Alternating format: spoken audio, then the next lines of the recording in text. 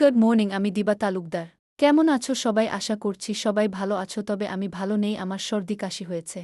দিনটি ছিল সানডে, ছুটির দিন। আমি আমার বর ঘুরতে যাব বলে রেডি হয়, তারপর ঝগড়া লেগে যায় বলে আর যাওয়া হলো না।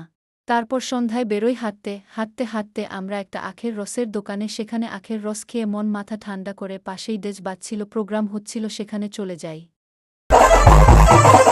राम हुए एक त्रेता में, एक रावण का संहार किया। इस युग में 100 रावण, फिर राम ने अवतार लिया।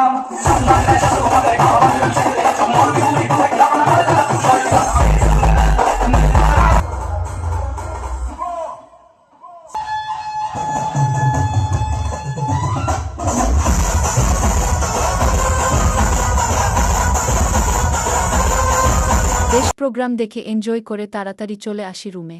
কাল মর্নিং ডিউটি আছে বলে আজকের মতো টাটা, দেখা হচ্ছে অন্য একটি ব্লগে।